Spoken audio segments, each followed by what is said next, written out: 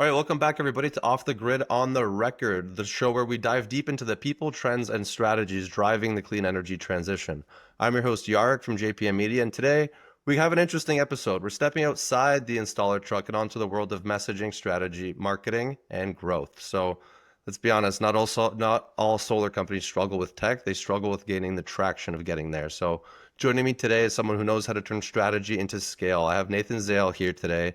He's the founder of Zale Media, a marketing firm that's made serious waves in real estate and has dabbled a little bit in small energy players and how they change their thinking about customer acquisition, brand visibility, and long-term growth. Nathan, welcome to the show. How you doing today? I'm good. Thanks for having me. No, it's amazing to have you here. It's our pleasure. And give us a bit of a background because you've worked with real estate agents and now you're consulting with energy businesses too, or at least used to. And from your perspective, what do small solar firms get wrong when it comes to marketing? Yeah. So backgrounds, worked a little bit with real estate agents, insurance agents, solar reps, kind of everyone, and now really working with any businesses that need help with their sales and marketing. And yeah, I think a lot of it for solar and is really getting their message out that they struggle with is a lot of people don't understand solar. It can get confusing with, the kilowatts and hooking it up and, where the manufacturers that they're using, right? Where are these products coming from? Where are they being sourced from? What's the material? And I think a lot of it, even politically too, there's a lot of back and forth between, drilling and clean energy. So I think there's some politics that go along with it that the consumer's not getting the information that they need to be able to make a decision to whether to go solar or not, simply because there's too much noise. And I think, a lot of solar companies might struggle of being able to kind of break down those barriers and say, hey, ideas, politics aside, and being able to show them these options and say, is this for you? And is this compatible? And in the end, just like anything, is it going to help save you money? Exactly. No, there is tons of policy. I mean, for me in Canada up here, there's not as many incentives as there are in the States. And one thing that we notice is that the market is so much better in the States that a lot of people don't necessarily even want to do it in Canada just because of how comparable or how uncomparable the prices are. Sorry. And it doesn't really make sense. But then in the States, you have your policies where a lot of the things are controlled by the state and municipalities, where it's not necessarily federal. So everything is different in every single area. So you kind of want to go into that the done with you marketing model that you have that help clients stay engaged without being overwhelmed. Overwhelmed. Sorry, can you tell us a little bit about that? Yeah, I think a lot of it too is even sometimes content creation, right? I mean, as business owners, especially depends on what the field, right? So solar is not so much digital business owners. They're out in the field, they're knocking on doors, they're getting on top of roofs in the hot sun, and they don't have time to really focus on marketing and focus on that asset of the business, right? They're juggling with contractors, permits, and setting appointments and focusing more on their day-to-day sales aspect of it. And yeah, I think that in terms of for the marketing, what we found is to be able to create content and to be able to share messages, right? A lot of times video is the best way to get through to people. And a lot of owners don't realize that, they're like, oh, I'm not good on camera, or I don't speak well. I'm not this type of marketing guy. And that's fine. A strategy that they can use is there's a lot of digital creators and digital actors online now. It's a growing industry, a lot of very talented people who are very comfortable on camera, that are good with their delivery, good with their messaging, tonality, and for pretty affordable, you can actually hire these actors, and then you can build out a script and tell them, hey, can you go outside and stand in front of a house or whatever atmosphere you want them in, and they'll do it, and they'll record a video with your script, and then you can give it over to an editor, create it, and then you can start running it to start educating their market through that means of video and different strategies that way. Instead of just Exactly. like, of course, Google ads, right, is kind of basic in a sense. That's not going to bring awareness. Google ads is great for someone that knows what they want. They know they want solar. They're typing in solar companies near me. But that's a small pocket, right? There's always a buyer's pocket that in your area in any given time, there's a certain amount of people that are ready and willing to buy, and sometimes you have to expand on that outside of that pocket to then convince people otherwise to go towards solar versus the ones that are looking for you on Google. Exactly. And I think that kind of dives into the idea of what you're doing now. So, I mean, especially with like real estate, what parallels do you see between, I guess, the real estate agents and solar entrepreneurs when it comes to building trust? Yeah, I mean, it's hard. It could definitely be competitive. The product that they're selling isn't always super unique to them that they control or that they created, right? Real estate agents aren't necessarily creating houses. It's a pile of inventory on the market. So it really comes out to branding and how they brand themselves and what they do differently. I mean, real estate's getting tricky, right?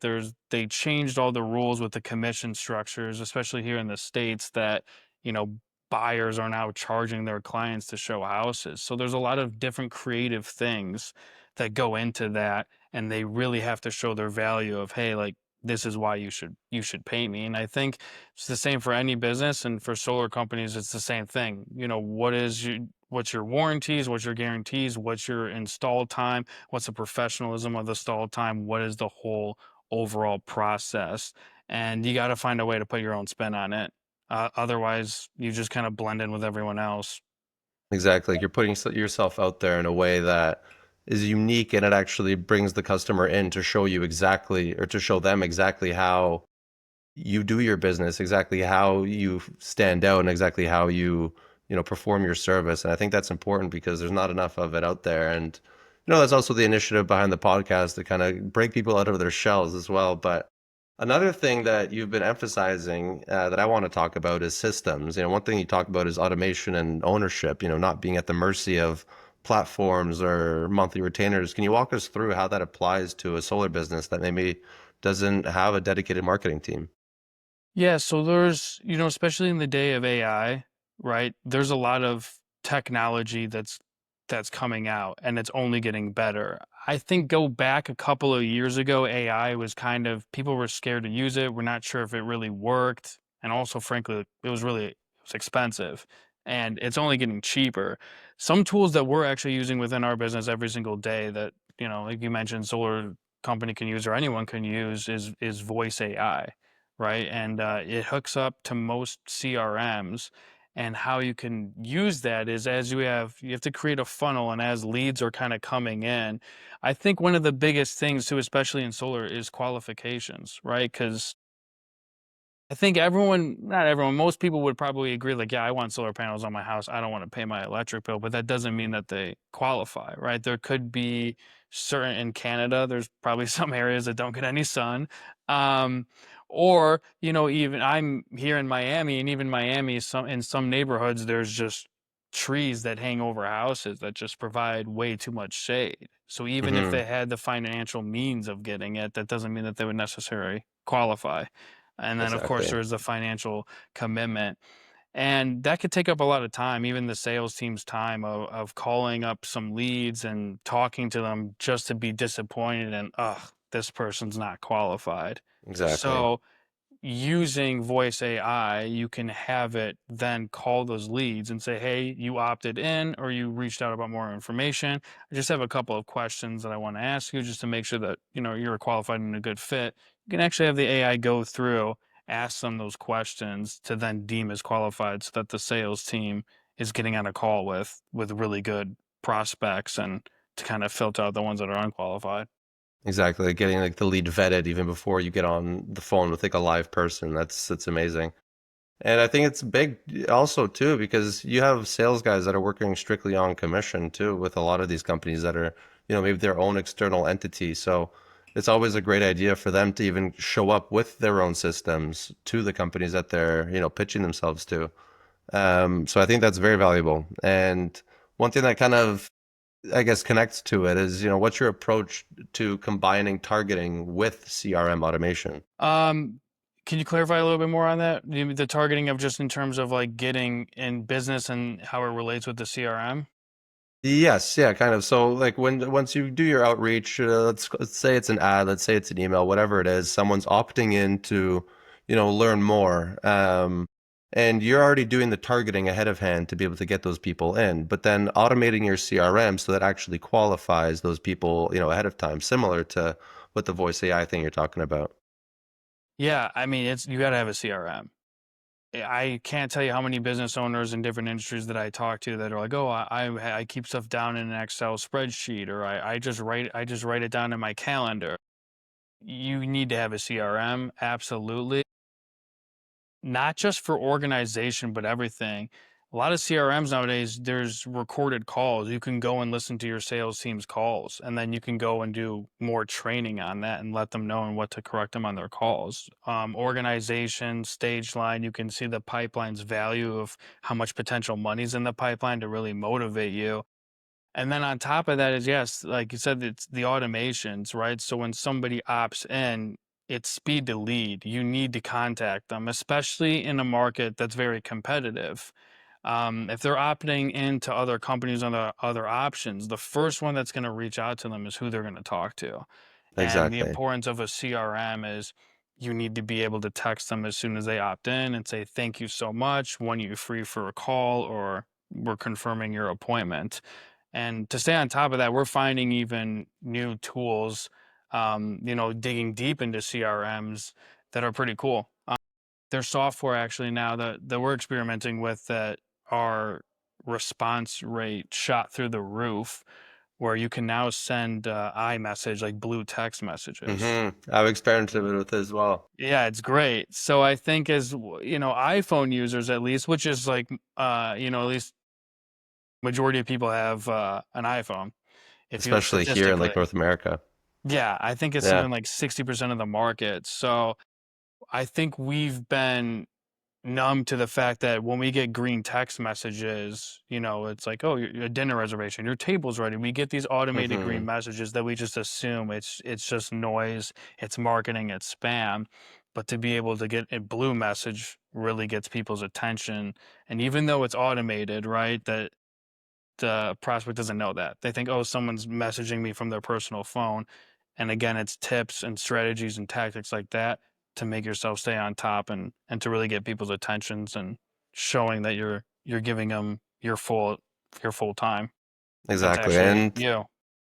yeah, and especially for those listening, I mean, it's such a small twist, but for $200 a month, I think something like that, you can really change so much. And even though there are those little differences, they might not seem like much, but once a lot of these things really end up adding up together, you really get to see, and you can test which ones are working the best and which ones aren't. So you're filtering out the poor leads, and you're really getting to people in a trustworthy and in a personable way rather than like those dinner reservations that you're talking about, how you're always getting, an automated message, but you have to make it seem as if it is a real person there. And that's honestly a great strategy. I'm really happy you brought that up because I actually haven't heard anybody else really talk about it. But it's creative, right? And that kind of goes into, I guess, the content that we were talking about before, because I think the creative content like video, testimonials, those play a huge role in converting leads into, well, I guess, and specifically in solar, into installs.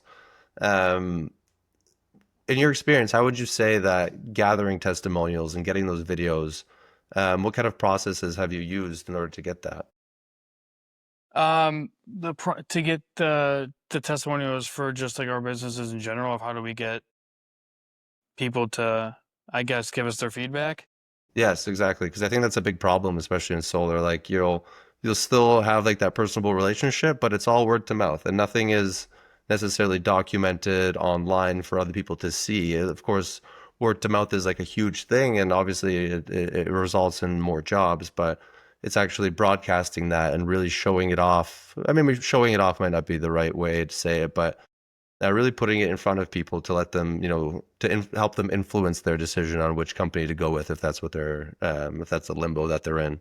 Yeah. So I know that it's a little differently, for us since it's online, we work with our customers every day online. And I tell my support team, I'm like, hey, if somebody's cheerful of us and saying, oh my God, this is awesome, or you just implemented this new tool, like you guys rock, I'm like, record it, reach back out to them and say, hey, I'm glad you're enjoying the system. Would you mind, having a conversation or leaving us a testimonial? Or can I send you over, to a review site for you to leave a review? It's a little bit tricky, I think, with solar because there's not really too much of a continuing relationship, right? It's a business transaction that has an end. They install the solar panels, pleasure doing business with you. They shake hands and walk away.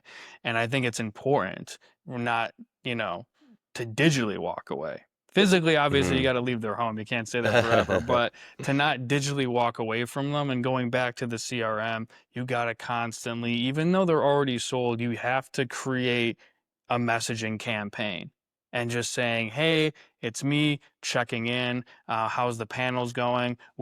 Just curious, what was your monthly bill this month? Hey, that's awesome to hear that it's lower. Do you know, you got any friends in the neighborhood that, would be willing to work it out, that Hmm. would want this service, and always just trying to keep that relationship.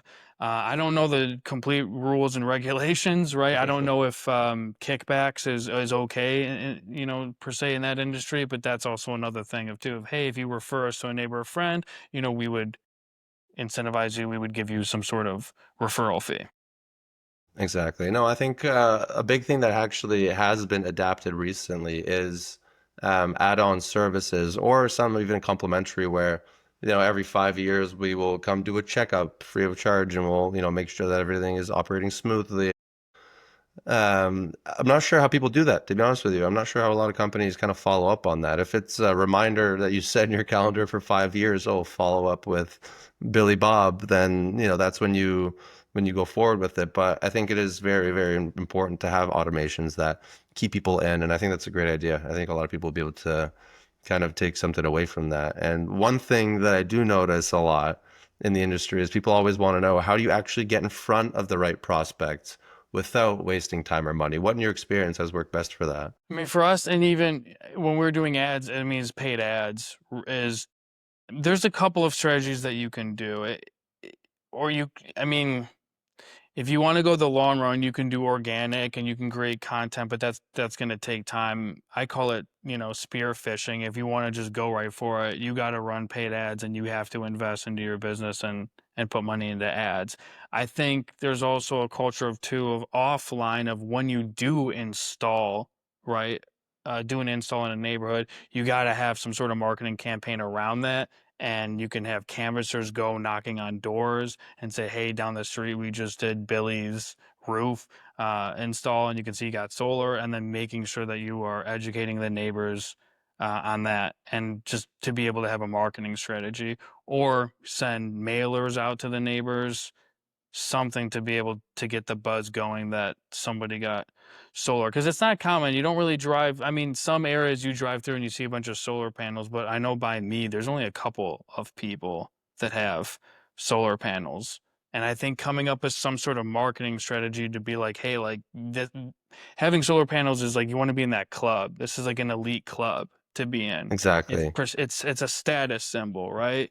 um, they're doing better for the planet, or or maybe they're investing into their home. Maybe it brings value to their home, and creating a strategy of like, hey, you need to be in this elite club, and kind of spread that around the neighborhood. Like you're not in the solar club, you're not cool, kind of a thing, to then be able to get people to go in on it and do it for their own home. It's like Exactly. No, FOMO. it is. That's interesting.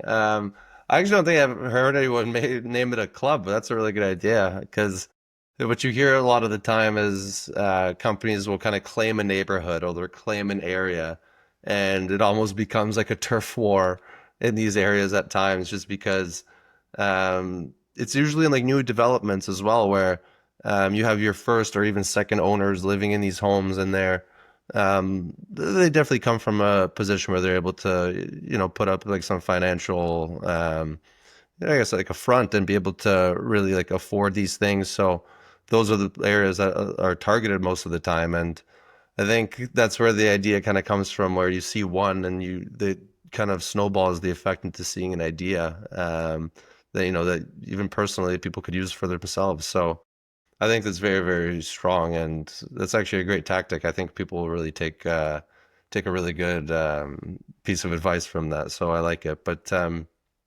one thing I also do want to talk about is companies that have been burned by marketing agencies in the past, or especially like retainers, where you're paying a retainer per month, but there's no results coming in. What's the structure that you might maybe recommend for people to look out for to really know that that is a quality agency coming to help them?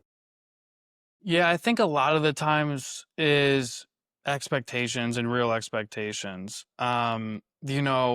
At the end of the day, those types of marketing companies are probably they're gonna show you their best results, their best clients. They're not gonna talk about their losses, they're gonna talk about their wins. And I think just having the mindset of knowing that you have to invest in yourself and it's going to take time. It's not going to happen overnight, and you need to build something, right? Because you're building at the end of the day, you're building a business. Um, any business we go into is, it's not a get rich quick thing. It takes time, and it's the same thing for having marketing campaigns and running strategies. It's not a get rich quick. You have to work at it. You got to grind through it, and those that can endure the pain the most are the ones that are going to come out on top on the end. Exactly. It's the people who are, it's the companies that are spending the most money. It's the real estate agents that are spending the most money.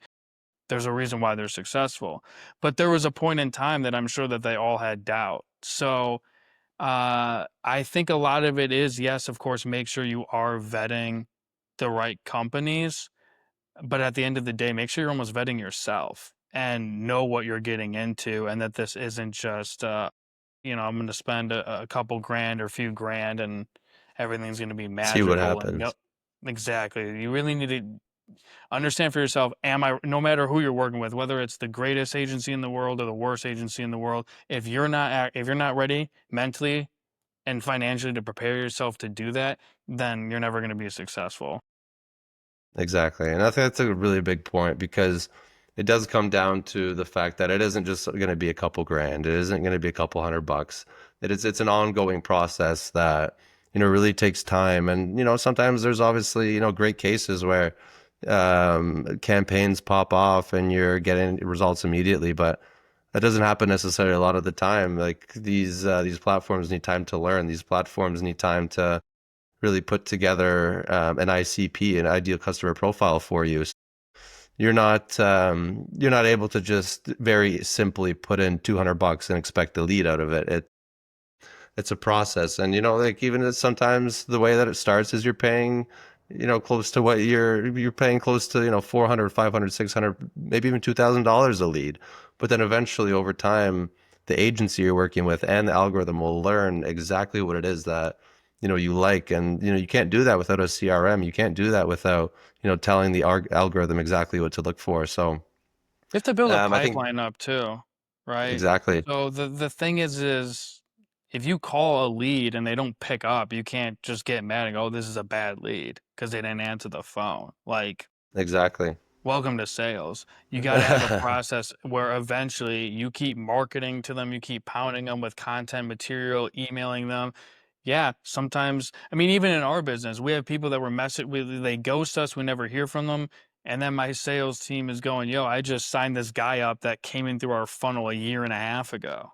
I Yeah, I just checked the system and we've been like messaging him for like, yeah, for like over a year, and the guy finally bought. And I think it's the same thing with most sales that some people, again, there's the buyer's pocket, there's the people who are going to buy now, and there's the people who are going to buy later. And you just got to have the patience for the people that are going to buy later, because eventually over time it's going to stack up, and that's when you're really going to start seeing that success. But it's not going to happen overnight. exactly. And I think that the funnel is what really sticks with me from what you just said is it gets tighter and tighter the more you go down. So it's always going to get you're going to get better quality the longer you do it, and eventually like that's part of it, right? Like even if you're going to a restaurant, you're scrolling through, you're seeing which ones you like, which ones you don't. You're going through that funnel to eventually end up booking a reservation. Like that's the end goal right there. So Yeah, it depends on there's a how lot of much misconceptions. qualified you want. Yeah. Exactly. And one thing that I do actually really want to touch on with you is you're not a solar founder, but you've had a front row seat in the time that you have done this. What's something you think most founders misunderstand about marketing? Because we're kind of getting to that conversation now, but is there a specific thing that you think is kind of not fully explained, or I guess misunderstanding is a great word to like elicit on that? I think what we just discussed, I think kind of nails it on the head of that instant, oh, I just need to put money in the advertising machine and I'm going to get a 10x immediately. I think that's a misunderstanding. That it's not just about your external advertising, right? It's not just about running ads, making videos. It's about what are you doing internally? What are you doing after you have that lead? Because again, if they don't pick up the phone on the first time, that doesn't mean, oh, the marketing campaign is bad, the leads are bad, the marketing is bad. You have to have two systems. How are you getting and generating the lead? How are you qualifying the lead? And then what are you doing once you have the lead? And a lot of people don't know and they don't have those processes set up. They don't have CRMs, they don't have automations, drip messages, they don't have AI helping them out that they call, oh, no answer, bad lead. And they kind of just Exactly. accept defeat, right? Rather than going, no, I'm going to get this guy on the phone. Like, I'm, Exactly. I'm going to find a way to get this guy on the phone. I think And you that have to ties keep back to pushing kind of that the button. personal thing we talked about. Like you got to get that internal drive to be able to chase, a lead and be able to really track down until you get a strict yes or a strict no. And, that's obviously the biggest thing that I think we push for. And I think one thing that in order to kind of like slowly start ramping things down and get a little bit more personal, like what's one marketing trend you're personally like really excited about right now? And not necessarily in solar. Marketing trend, well, I kind of like, I think YouTube, right? I think YouTube's Hmm. making a lot of people are going to YouTube, I think, well, two things actually.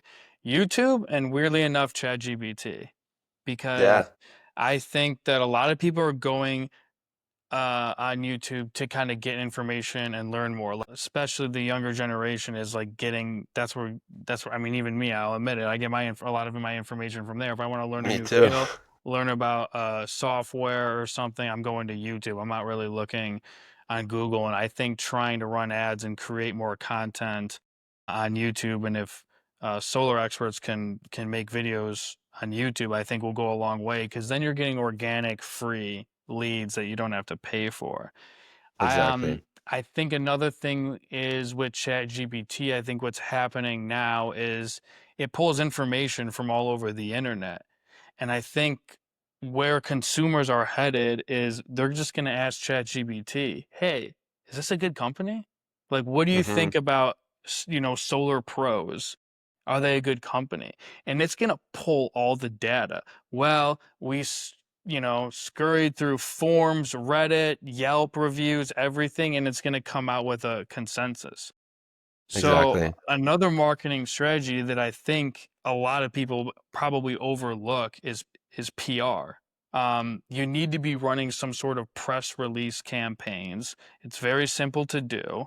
It doesn't really cost that much, and it's more effective rather than you telling somebody to buy your service versus somebody else is telling you to buy somebody else's service. It has more of an impact and power. Exactly. Having these press releases and any kind of that clout is what I like to call it, is all going to go online, and then ChatGPT is going to see that so that if someone asks, is Solar Pros a good company? They're pulling all this data from press releases that you have control over, and it's going to spit out information. Yes, this is an awesome, fantastic company. Exactly. It ends up coming down to like reverse engineering what the customer process might be. And I actually went to a an event. I want to say about like a month or 2 months ago. It was a Microsoft AI event, and they talked a lot about Microsoft Copilot. And I know it might not be the biggest thing right now, but they're actually doing that exact thing where the AI will literally pull articles. It'll go through Reddit. It'll do everything for you and give you like a very well organized list. I tried to do it with ChatGPT. It's maybe that's still in development for doing like service searching. But for anyone like looking out there, take a look at Microsoft Copilot and really see if you type in your company or if you type in something in your niche that you're looking for, see what it pops up, because especially if you're looking at older demographics, they're going to be using Bing, they're going to be using Microsoft Copilot because it comes installed on all these new computers. It comes installed on the search engine. So take a look at it, see what happens, and then, obviously adopt that PR method. Because I'm happy you said that, because I actually just recently started playing around with it, and it's great, and it really, really works. So I think that'll be a great thing. And if you guys want to learn more, I'm sure there's a ton of information online about kind of like how to write them, and kind of how to structure everything on YouTube. So I think that'd be like a great thing to look into. But I guess back to us, and maybe like closing out with like the last question here. What's one mistake or one thing that has happened in your own marketing journey or your own career that, taught you a lot, something you've been able to overcome, and then, really that's helped you shine afterwards? Yeah, I think to be honest with you, getting comfortable, right? Yeah. Sounds kind of weird, and you don't realize it until you go through it that comfort's the true killer. Um, I think a lot of people hear that and they're like, "Oh, like whatever," but it's true. I think there was a point in time where I got too comfortable, you know, tremendous success. The business was running itself. I think I was maybe working maybe an hour a week or two, Hmm. and I got too comfortable. And I, took my eye off the ball, and things started to dip a little bit. And I know now is not to do that ever again. And the world is changing so fast. Every day there's some new system or technology, new marketing tactic that your competition is hungry. And there might be Hmm. people who are, not as successful as you are. Maybe they're at a lower level, but they're right behind you. They're coming for you. They're hungrier Exactly. than They're you are. grinding. They're grinding and they're going to take the market share because if Hmm. you think you're sitting on the top and you're comfortable, someone's going to try to knock you off. And you constantly need to be pivoting, innovating, adding in new softwares, new techniques, new structures. Because if you're just doing the same thing over and over again for plenty of years, you're eventually you're gonna fail. You need to adapt. Exactly. That's amazing. I love that. And I think that applies not only just anyone listening that's in marketing, that applies to, I think, every single business ever. You really do need to be on top of the ball with everything that's kind of coming at you, because the world doesn't stop. The world definitely does not stop. And there's always going to be people who want more, who are ambitious, and who are really, chasing their dreams. And just because you got to a certain point, congratulations, but there's still work to do. So treat it Yeah. as a milestone. I like to tell people, And we see big and it's never companies the do end. this. Like I've always wondered, like McDonald's, right? We all see McDonald's billboards and McDonald's ads. Why do they have to advertise? I think every single human on this planet has eaten at McDonald's or knows what it is. Why do Hmm. they need to advertise? And that's why. Because if they don't, Exactly. there's just going to be another fast food chain that takes over. Exactly. No, it's the same with like Coca-Cola. They have like their biggest campaigns, and I remember seeing something. I don't know how true it is, but it's saying Coca-Cola is the second most recognized word on the planet, Yeah. apart from like no or something like that. So, Yeah. it's companies that are throwing in, like they're in, multi-million dollars of revenue, but they're still spending, percentages of their budget into marketing. And it's I don't even know if it's meant to sell, but it's meant to keep the brand name alive. And that's exactly what a lot of like messages and what a lot of lessons could be taken out of that. So Yeah. I Because if think they it's a don't, someone's going fantastic to point. take over. I mean, you look at like Logan Paul with Prime. Like, it's Exactly. a matter of time before some influencer comes out with their own soda. And Exactly. if Coke doesn't keep on top of it, like they're done. And that influencer is going to take like majority of the market share. Exactly. But Nathan, I really appreciate you coming on. This has been fantastic. Lots of insight, and I'm sure a lot of companies can really take a handful away from this, and myself even too. It was great talking to you. And for those listening, whether you're bootstrapping your first solar install company or looking to finally clean up your marketing funnel, there's a lot to chew on. So I really appreciate it, Nathan. And if you want to give a quick plug, like, where can people go if they want to connect or learn more about what you're building? Yeah, so what we're building now is called outscale.com. And funny enough is, it could essentially help solar professionals. And what we do is kind of build out, right, like a sales presentation. And I'm not sure too much when reps, sales pros go and knock on doors. Maybe they don't have something really so much to like present, or maybe it's a little weak presentation because that's, what we realize is it's not so much about selling, right? It's about presenting. And to be able Mm, to have something strong that you can present, the product will sell itself. And you can go and even hire, you don't need to hire top tier sales reps. You can get average regular Joe and turn them into a star because you give them a very good presentation to start with. And that's exactly. yeah, that's what we focus on, is helping online agencies and even offline agencies really grow with having an awesome sales presentation to, no matter what they're selling, will, blow the customer's shoes off, and they'll buy right then and there. I'm even sold. I kind of want to take a look at this. Yeah, It sounds like a great idea. one call closes. That's amazing. There you go. That's what everyone's hoping for. So I don't know. Maybe we can talk about that after. But thanks Yeah, everybody for joining us on Off the Grid on the Record. If you like today's episode, be sure to subscribe, share it with a fellow founder, and leave us a review. Until next time, stay curious, stay clean, and stay off the grid. Thanks again, and we'll see you soon. awesome. Thanks for having me. Thanks. Take care.